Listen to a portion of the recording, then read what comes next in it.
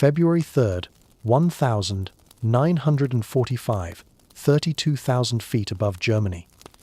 Frost laces the canopy of AB-17 Flying Fortress, glinting like veins of glass in the rising moonlight. Inside, the crew of Lucky Lady 4 are silent, except for the steady hum of oxygen masks and the metallic rattle of engines. Lieutenant Harold Red Mason, the pilot, peers through the thin fog forming on his windscreen. There's been flying for 12 hours, from the cold runways of England to the heart of the Reich. His gloved hand tightens on the yoke. Below, the black expanse of central Germany stretches into infinity, a quilt of darkness, broken only by the faint silver of rivers beneath scattered cloud. Somewhere in that void lies Berlin. Navigator to pilot IP in 3 minutes. The voice of Sergeant Mark Heller crackles through the intercom. In the belly turret, Corporal Jimmy Klein adjusts his twin. 50 cal Brownings, the frost biting his fingers even through thick leather gloves. Over intercom chatter, someone hums the same tune that's haunted every mission since late 44, coming in on a wing and a prayer. At 21:30 hours, the first formations cross the Elbe River. 941 bombers, escorted by more than 400 P-51 Mustangs, swarm eastward in a massive spearhead of aluminum and thunder. Their target, the German capital, not for the first time, but this time with the intent to erase it from the map. Allied planners call it Operation Thunderclap. Berliners would call it the night the sky caught fire. Mason glances at his co-pilot. We're almost there. God help them. Below, searchlights slice through the haze, desperate white fingers probing for the intruders. The first flak bursts appear, black puffs of smoke illuminated by moonlight.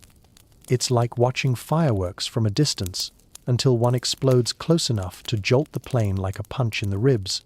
Shrapnel clinks against the fuselage. Inside the fortress, every crewman knows the sound by heart. The deep thud of flak, the whistle of near misses, the metallic cough of the engines fighting thin air. But tonight, it's worse. Berlin's gunners are firing blind. But there are thousands of them, and every shell seems to find its mark in the darkness. Mason grits his teeth. "Hold steady," he says, though his voice trembles. Down below, the first sirens begin to wail long, rising moans that pierce the frozen air. Families who've survived 5 years of bombing already know the drill. Grab blankets, grab children, run. In the working-class districts of Moabit and Wedding, mothers drag their kids down narrow staircases slick with frost. Some basements are already full. The walls shake before the first bombs even land. At 21:54, the Pathfinder aircraft arrive. These lead bombers drop magnesium flares that burst over the Tiergarten, painting the park in spectral green and white for a few seconds. The snow-covered treetops shimmer beautifully until the first wave of incendiaries follows. From above, the city looks almost serene, framed by river and forest, but then the bomb bay doors open.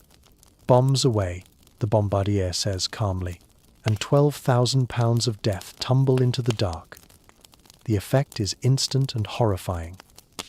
Incendiaries hit rooftops and shatter.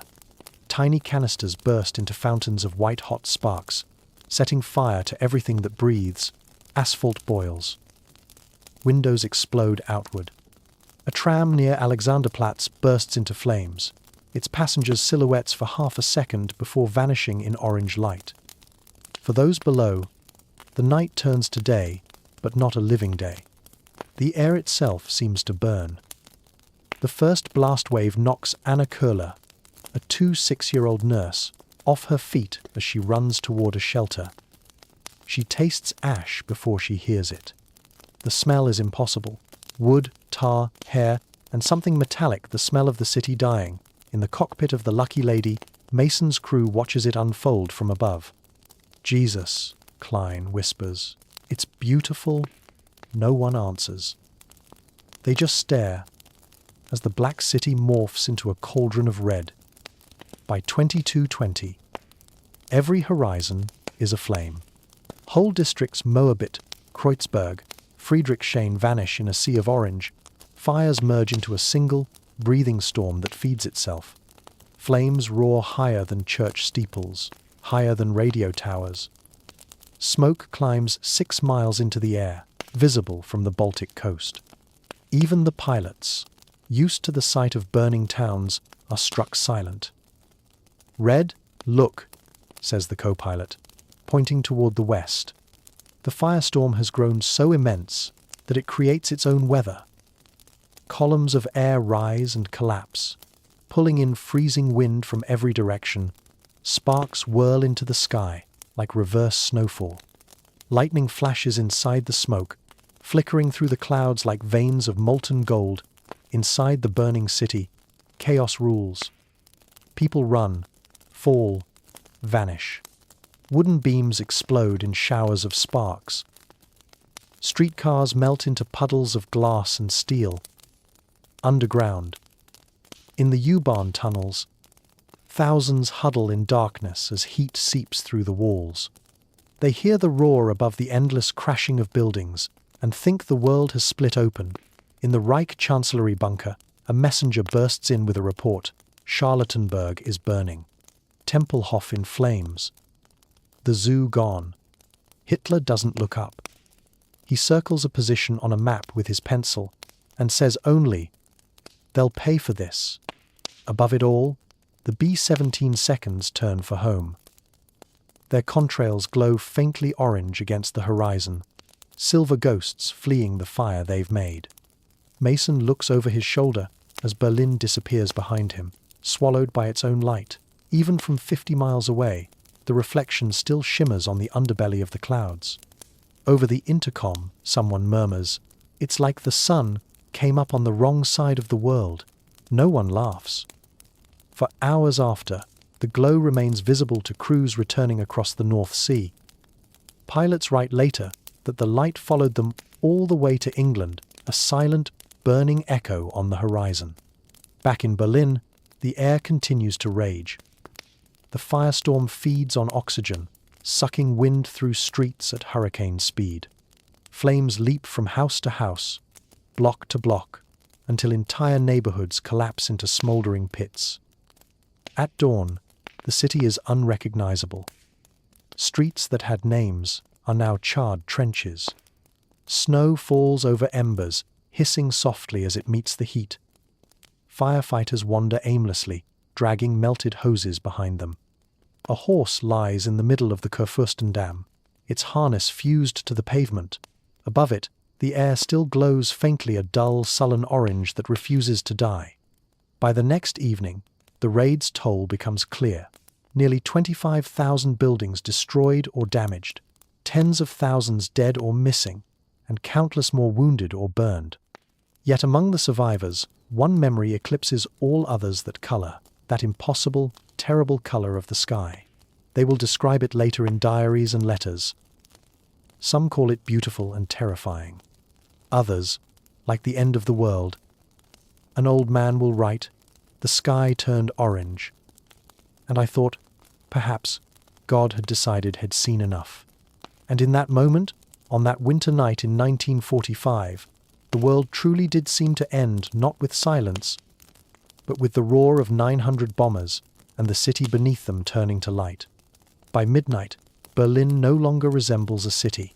It's a furnace. Flames roar down Wilhelmstrasse like rivers running uphill, drawn by the vacuum of air, feeding the firestorm. The noise is inhuman, a combination of wind, thunder, and screams, all folded into one deafening sound that seems to come from the ground itself. In the orange glow, people are shadows, bending, crawling, carrying children, dragging the wounded through a landscape that burns from beneath their feet. Anna Köhler stumbles out of the cellar, where she's been sheltering with 30 others. The air inside had become too thick to breathe. She wraps a wet scarf around her face and steps into a world that feels like an open oven. The cobblestones under her boots are softening. Across the street, a line of fire leaps from one apartment block to another as if alive. She doesn't run, there's nowhere to go. She only walks toward the river, toward what she hopes is air.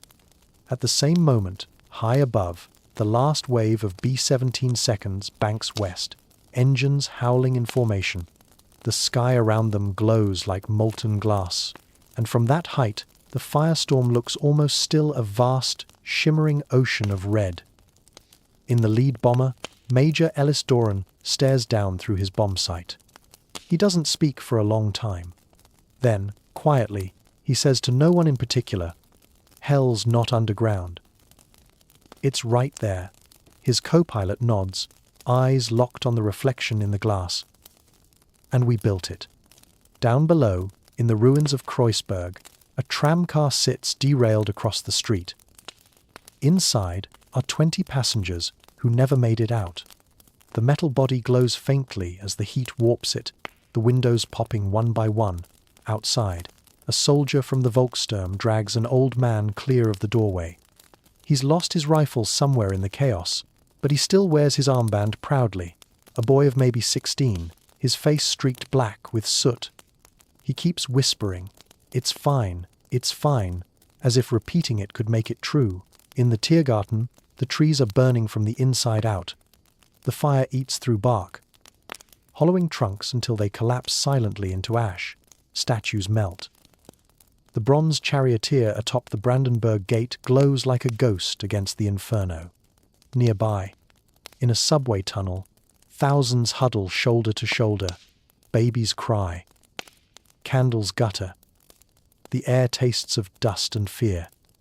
Anna finally reaches the banks of the Spree. The water is boiling. A woman beside her screams and jumps in anyway, vanishing in a hiss of steam. Anna closes her eyes and falls to her knees. She doesn't pray, she has no words left. Only the sound of burning fills her head. From the air, even Allied observers are shocked. Pilots who have flown over Hamburg, Cologne, and Dresden later say Berlin was different, less a fire, more an event of nature. The flames move with intelligence, consuming oxygen so quickly that they create tornadoes of heat. Roofs rip from houses. Entire walls are lifted and carried down streets before collapsing. The fire has a rhythm, a pulse.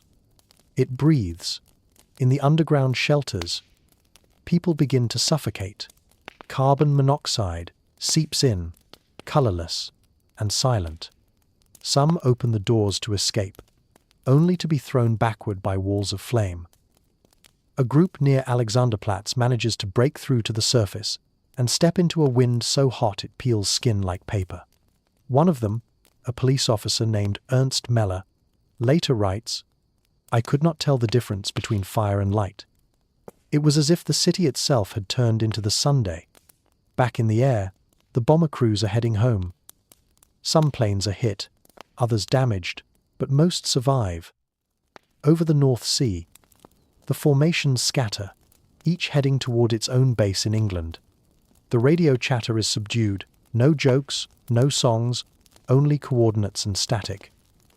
When Mason's plane touches down at Kimballton, his crew doesn't cheer. They just sit there, listening to the engines die. Ground crews approach, faces lit by floodlights. How was it? One asks.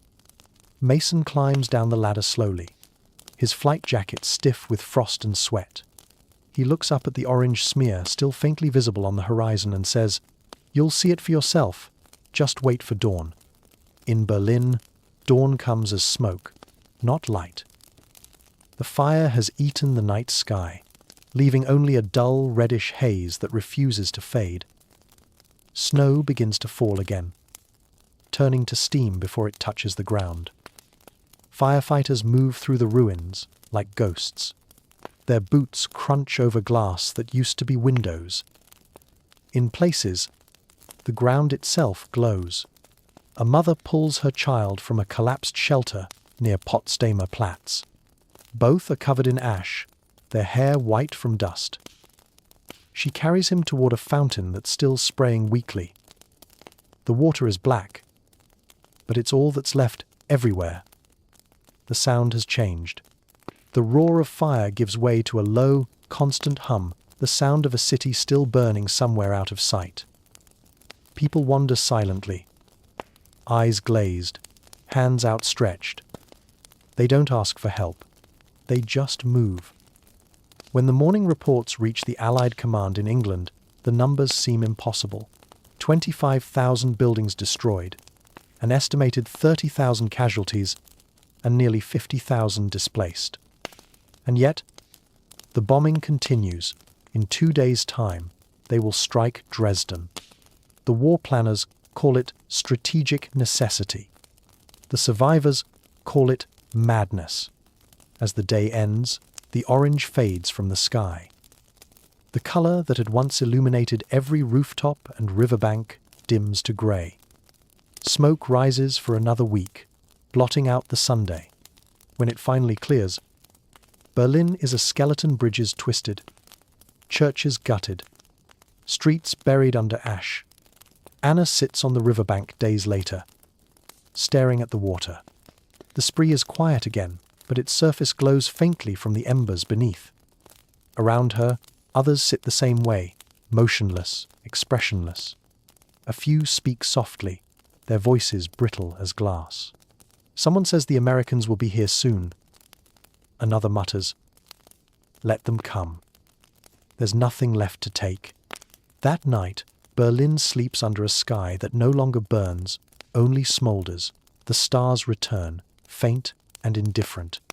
The war still rages on every front, but in this place, on this night, something irreversible has already happened.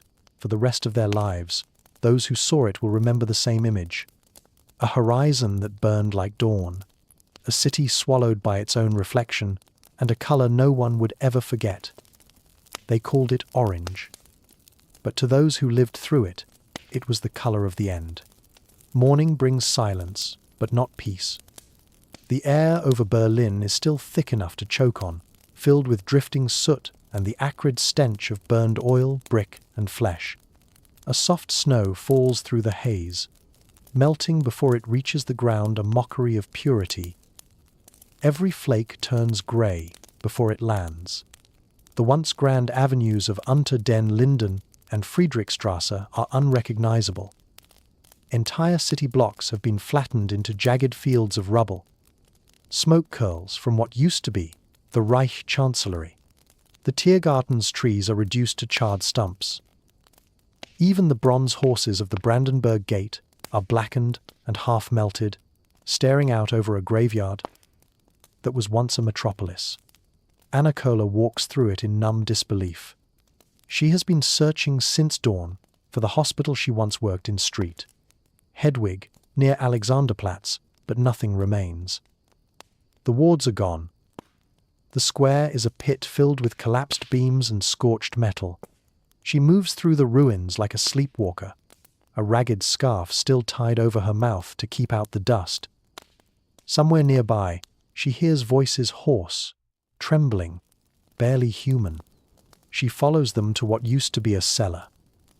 Inside, 20 people huddle beneath a ceiling so low they can't stand upright. Someone is praying, in a broken whisper.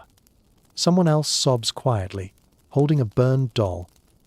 Anna kneels beside a boy whose face is blistered and eyes clouded white. He tries to speak, but no sound comes out. She can only squeeze his hand. There are no more bandages, no morphine, no clean water. All she can offer is touch. By afternoon, rescue teams begin to emerge. Most are local civilians, men too old or wounded for the army, guided by police and the few surviving firemen. They drag carts, shovels, and buckets of frozen water, stepping gingerly across the ash. A German army medic passes by, carrying a stretcher. His uniform is burned black, his armband half melted into his sleeve. He looks at Anna and says nothing. Both understand there's no saving most of them. In the city's center, General Karl Wiedling surveys the damage from a commandeered staff car. The engine sputters as it moves through the wreckage.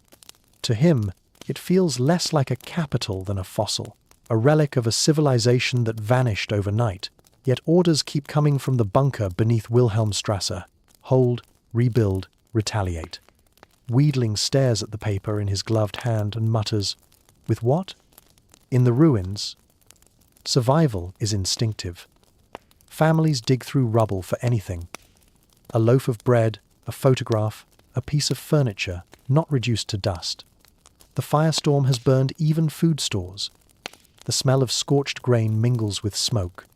People tear apart walls searching for hidden cellars, for the slightest chance that someone is alive beneath the debris.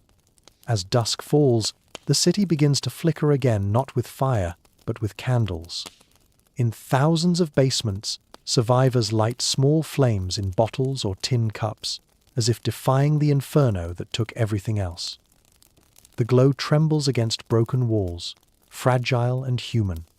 Anna sits beside one of these lights, exhausted, her hands trembling as she tears a piece of cloth to wrap around her frostbitten fingers. The child she rescued sleeps beside her, breathing shallowly. In the quiet, sounds become strange. The wind moves through hollowed buildings, moaning like an organ. Somewhere far off, a single bell rings the last church tower left standing, its clapper swinging on a broken hinge. Above, the sky turns from orange to violet, still smeared with smoke that hides the stars.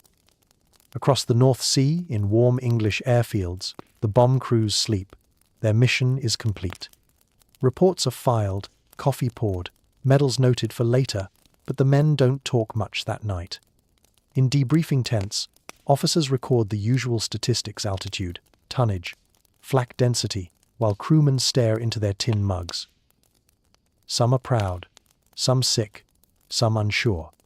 They've seen the glow of Berlin through their windows like sunrise. And for many, that image will stay longer than victory. Lieutenant Mason lies awake in his bunk, the sound of engines still humming in his skull. When he closes his eyes, he sees the same thing: a sea of orange beneath him, pulsing like a living heart. He tells himself it was necessary, that it would end the war faster, that fewer soldiers would die on the ground.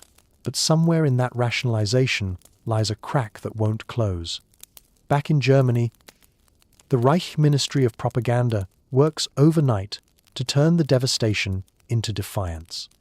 Radio Berlin broadcasts speeches claiming thousands of bombers shot down, promising revenge, swearing Berlin will rise again. But the voices echo through static. Half the transmitters are gone. Those who still listen do so in the dark, huddled in ruins, hearing words that no longer mean anything. For Anna, and for the millions like her, the idea of Germany has become abstract, a thing existing only in speeches and uniforms. What remains is hunger, exhaustion, and the raw instinct to live until morning. The streets are lined with bodies wrapped in sheets. The snow covers them quickly, blurring the edges until they look like mounds of ash. In one corner of the city, near the bombed-out zoo, a tiger limps through the ruins. Its cage melted during the raid, and it now prowls silently among the rubble. For the survivors, it becomes a rumor, a ghost of the old world. They whisper that it roams at night, moving through smoke, searching for the keeper who once fed it. No one knows if it's real. In a way, it doesn't matter. Every sound in the dark feels alive.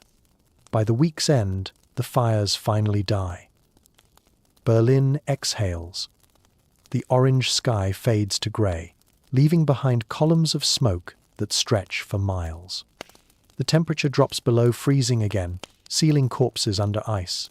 Those who survived move into cellars and burned-out trams, gathering whatever warmth remains. One night, Anna stands atop the steps of what used to be the Reichstag. The roof is gone. Snow drifts in through the open dome. From here, she can see the whole horizon, black, flat, endless. She realizes that Berlin is quiet for the first time in years.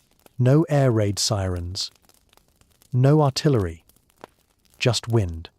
Somewhere deep beneath her feet, in a bunker lined with concrete, a man still rants about destiny and vengeance.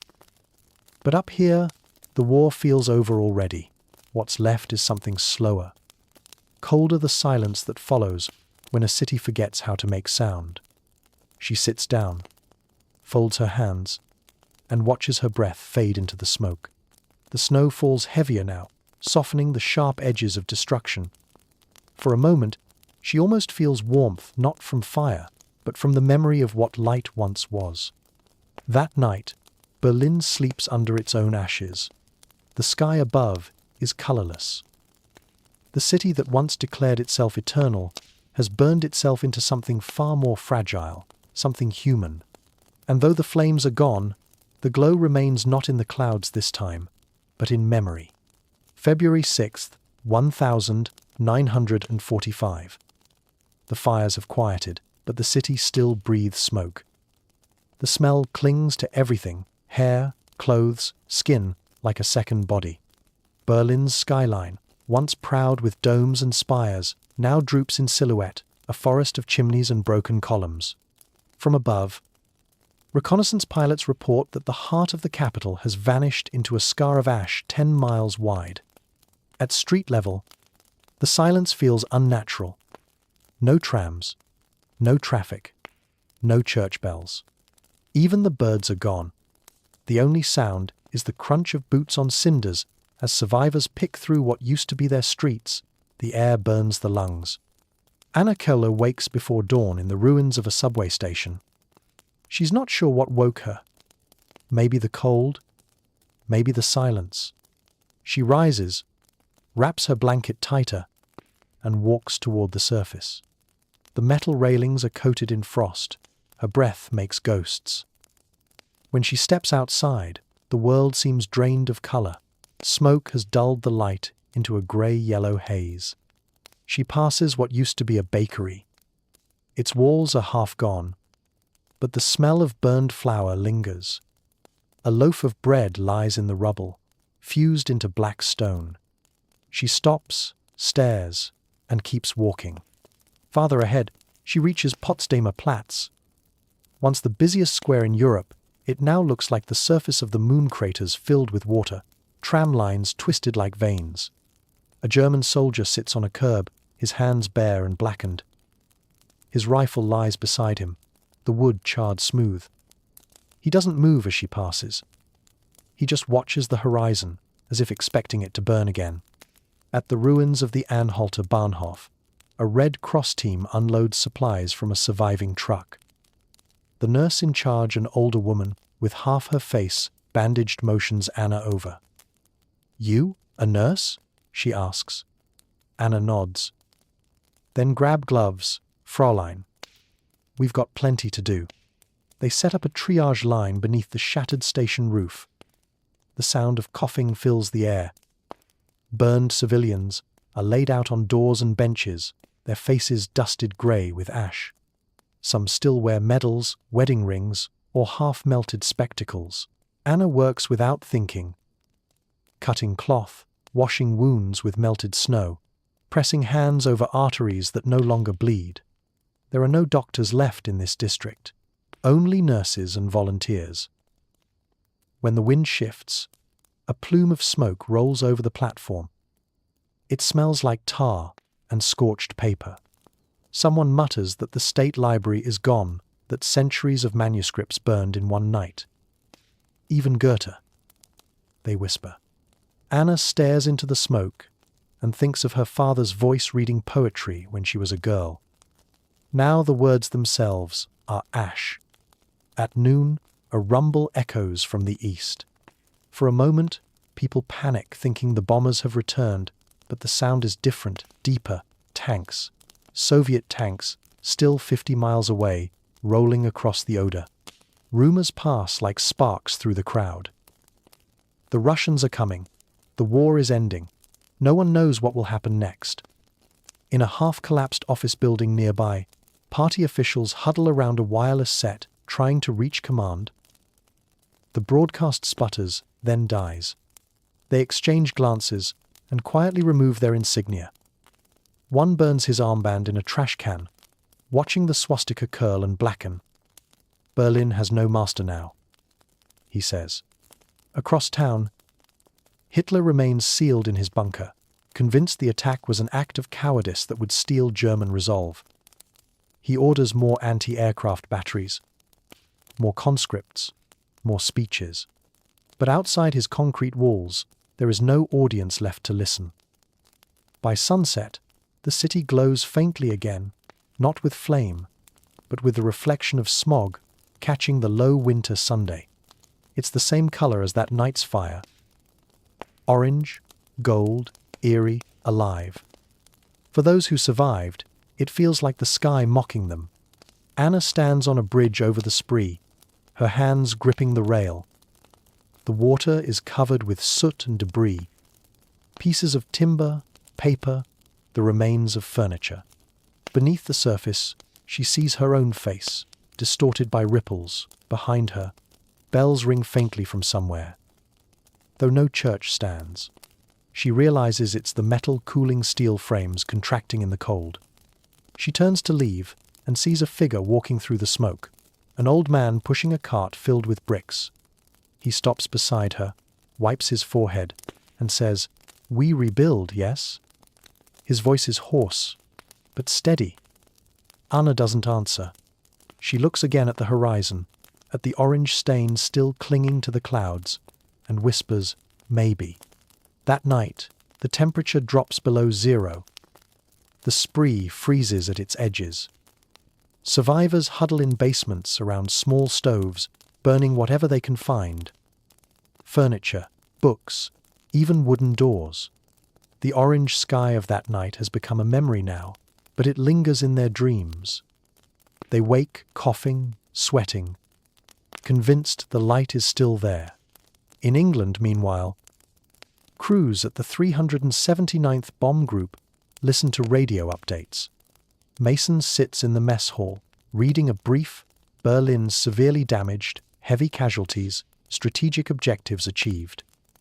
He stares at the words for a long time before folding the paper into his jacket.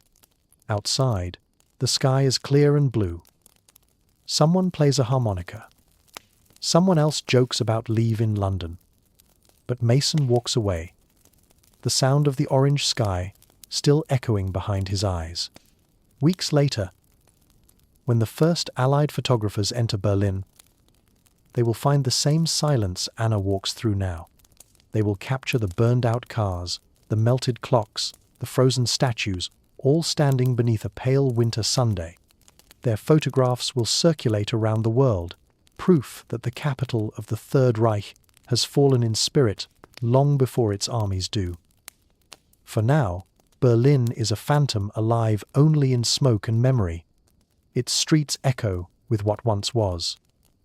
Its people move like ghosts. And above them, the color still hangs faintly in the sky. Orange, fragile, unwilling to fade. 300 miles to the west, the men who had painted Berlin's sky in fire are still trying to sleep. The airbase at Kimbolton hums with life again. Trucks growling over wet tarmac, ground crews unloading crates, engines coughing to life in the misty dawn. The hangars smell of oil and coffee and exhaustion. Lieutenant Harold Red Mason hasn't slept. He sits at a wooden table in the officers' mess, a cigarette burning down to the filter between his fingers. On the wall behind him, someone has pinned a new map of Europe, red arrows pushing toward the heart of Germany. Beside it, a chalkboard lists missions flown, losses, and targets. Berlin sits at the top in block letters, underlined twice. Around him, the room buzzes with subdued chatter laughter that sounds too loud, cups clinking against tin plates, the soft scrape of boots. The men joke because they must. They tell the same stories they've told after every raid. The flak bursts like black flowers, the fighters that came too late, the miracle of a plane limping home with half a wing. But tonight's laughter rings hollow. Even the whiskey tastes like smoke. The intelligence officer, Captain Mills, enters with a clipboard. He's younger than most of the men he briefs, but his eyes are older. "Good work yesterday," he says, voice flat. "Primary targets achieved. We've got reconnaissance confirming major industrial damage in Siemensstadt and the government district. Civilian areas. Of course, collateral." He hesitates before the last word. Command says the operation was a success. No one speaks. Someone mutters, "Depends on how you define success." Another snorts quietly. Guess we're God now. Mason stubs out his cigarette and stands. Permission to speak freely? Mills nods. Sir, that wasn't a city last night. That was something else. It wasn't bombing. It was erasing. Mills exhales, rubs his temples. You think I don't know that? He flips his clipboard closed. Orders are orders, read. You do your job, they call it victory. You think too much about it, they call it weakness. Outside, the fog begins to lift.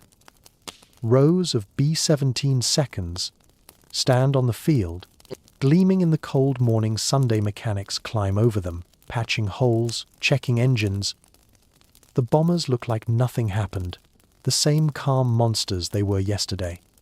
Only the black soot around the gun barrels gives them away. Mason walks along the line of planes, his boots sinking slightly into the thawing ground.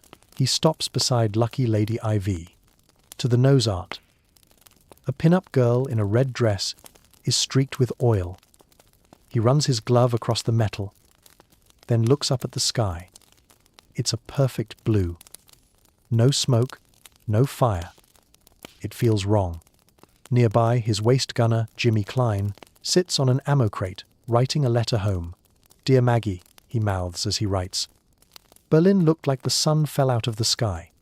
He pauses, scratches out the line, and tries again. "Hope you're staying warm back home. I miss your apple pie." He folds the letter, seals it, and stares into space for a long time before tucking it into his jacket. Back in Berlin, that same sky has turned grey again. The fires are out, but the smoke hasn't left. It rises in slow, ghostly columns, visible even from Allied reconnaissance planes. They take photographs anyway, sharp. Cold images that reduce destruction to coordinates. To the planners in High Wycombe and Washington, it's all geometry. Altitude, tonnage, probability. They speak of morale bombing, psychological impact, and civilian pressure. But to the men who dropped the bombs, and to those who lived beneath them, there is no language left for what happened. Mason lies on his bunk that night, listening to the wind rattle the hangar doors. He can still hear the echo of the engines, the low growl of the 4 Wright cyclones pushing against frozen air. He remembers the glow, that impossible orange that filled the sky, even after they'd turned away. It was supposed to be distant, impersonal, strategic, but it hadn't been distant at all. It had been alive. He dreams of it again. The city burning like a living thing, roofs folding inward, streets melting, fire swallowing oxygen. In the dream, Hez falling toward it, not flying above, but dropping straight into the flames. When he wakes, his hands are shaking. He sits up, lights another cigarette, and doesn't sleep again. The next morning, new orders arrive. Target, Dresden. The crews exchange uneasy glances. Mason studies the map. Another city, another name. He closes his eyes. And for a moment, he sees Berlin again, the way it looked from 30,000 feet, a sea of fire stretching to the horizon. He wonders if Dresden will burn the same color. Meanwhile, in the ruins of Berlin, Anna tends to the wounded. Supplies are gone. The dead are buried in courtyards, beneath snow that turns black within a day. She finds a scrap of newspaper drifting through the street. The headline half legible. Berlin stands strong. She laughs, but there's no humor in it. The wind carries the paper away, and for a second, she watches it flutter against the grey sky, the same direction where the bombers had come from. The world feels split between 2 skies, one blue and distant, the other orange and alive. The men who created the fire live beneath the first. The people who endured it still breathe the second. And somewhere between them, above the quiet English airfields, and the blackened German streets. The ashes drift invisible, but everywhere. They carry across the channel, across fields and rivers, over oceans and into memory. Each one a fragment of that night, each one still glowing faintly, even when the war ends. April 1945. Barely 2 months have passed since the night the sky over Berlin turned orange, yet time feels distorted, stretched thin, as if the city has been suspended in the same frozen breath ever since. The fires may have burned out, but their light still stains everything. Even now, the air carries that metallic tang of soot and iron, a scent that refuses to leave. The Red Army is at the gates. Tanks rumble in the distance like approaching storms. The ground quivers beneath their tracks. For the people who remain, the war has narrowed to a few square miles, cellars, corridors, tunnels, a warren of survival beneath a city already dead. Anna Kuhler has not left Berlin. She works in what remains of a makeshift infirmary beneath the Ministry of Transport building. The ceiling drips constantly, plaster falling like snow. Her hair, once golden, is streaked grey from smoke. Her voice, once soft, now carries the same rasp as the city's breath. The wounded come by the dozens every hour. Civilians, soldiers, boys in Hitler Youth uniforms, even old men pulled from the rubble, clutching antique rifles. There are no medicines left, no bandages, except torn curtains. Anna boils snow for water and ties wounds with strips of wallpaper. She no longer asks for names. At night, when the guns fall silent for a few hours, she steps outside to breathe. The streets are hollow, nothing left but the skeletons of buildings. Fires still burn in the distance where fuel depots explode. The glow on the horizon reminds her of that night in February, when the city became the sky. It looks smaller now, weaker, like the afterimage of something divine and cruel. She walks past what used to be the zoo. The lion cages are empty. The pond is frozen, but cracks in the ice reveal shadows beneath debris, maybe bodies. The air carries no sound, except for the faint echo of artillery rolling closer. Far above, another sky stretches across Europe, the calm English sky over Kimbleton. The war is almost over here. Crews are preparing to stand down. Victory feels inevitable. And yet, for many of the airmen, it feels hollow. Lieutenant Harold Red Mason sits alone in the dispersal hut. His flight jacket folded beside him. The next mission is already written on the board, not Germany this time, but Czechoslovakia. A final sweep before the end. He stares at his gloved hands. He hasn't flown since Berlin. Officially, it's temporary fatigue. Unofficially, the doctor called it combat stress. Mason called it guilt. He dreams of that orange sky every night, not as fire, but as something alive, breathing beneath him. He remembers the way the flames twisted in slow motion, the way the smoke pulsed with light like veins in a body. He hears the voices of his crew, calm, routine, professional, as if they weren't watching a city die. One evening, his gunner Klein finds him sitting on a fence post at the edge of the runway, staring east. "You okay, Red?" he asks. Mason doesn't answer right away. He points toward the horizon. "You ever think about them?" Klein shrugs. "Every day. Then I try not to." "Does it work?" "Sometimes," Klein says. Then night comes. They sit in silence, watching the sun dip below the clouds orange again, though softer this time, more human. The same color, Mason thinks, but a different kind of fire. Back in Berlin, the Red Army shells have begun to fall inside the city limits. The ground shakes with every impact. The last anti-aircraft guns, once meant to shoot at bombers, now aim at tanks. Civilians flee into basements, just as they did that February night. But now there is no siren, no warning, just the sound of collapse in the bunker beneath Wilhelmstrasse. The Führer refuses to leave. He gives orders to divisions that no longer exist. His generals argue quietly among themselves, but no one believes anymore. Outside, in the same streets where Anna once ran for cover, the last defenders fight amid the same ashes. One evening, Anna walks through the Tiergarten again. The trees are black and leafless, their branches reaching upward like hands. She remembers the park before the snow, the laughter, the way light used to fall between the leaves. She closes her eyes and sees it as it was. A city that once lived, now a ghost lit by memory. A Soviet artillery flare bursts overhead, flooding the park in white light. For a second, the ruins gleam as if polished stone, bone, and ice merging into one. When the flare fades, darkness returns, thicker than before. By May, the guns fall silent. The city has surrendered. Soviet troops march through streets of rubble, their boots crunching over glass. Flags rise over ruins. Berlin smells of smoke and spring rain. Survivors emerge slowly, blinking into the light like creatures from a cave. Anna watches them from the steps of the Reichstag. She has no tears left, no prayers either. Only one image remains in her mind, that sky, that night. The color that consumed the city and defined everything after. She wonders if the pilots who dropped those bombs ever saw what they created. She wonders if they dream of it the same way she does. Maybe they do.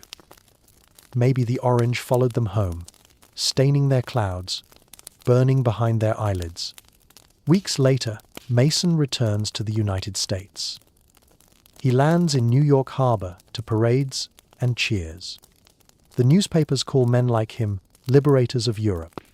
He smiles for the cameras, shakes hands, says the right words. But at night, standing on his balcony, he looks east and waits for the dark to change color. He never speaks of Berlin again. But sometimes, when the sunset catches the clouds just right, his wife finds him staring into the sky, silent, the reflection of orange fire flickering in his eyes. Back in Europe, Berlin begins to rebuild. The first cranes rise above the ruins. Children play among the rubble, chasing each other over stones that were once walls. Grass pushes through cracks in the pavement. The Spree runs black, but alive. Yet, even decades later, on certain winter nights, the air over Berlin turns the same shade of amber. It happens when fog mixes with streetlight, when cold holds smoke low to the ground. Old survivors pause and look up, and for a heartbeat, they are there again. February 1945. The roar of engines above, the wind of fire rushing through streets, the sky glowing like judgment itself. They whisper to one another, almost reverently. Do you see it? The orange. It's back. And for that brief moment, Berlin remembers.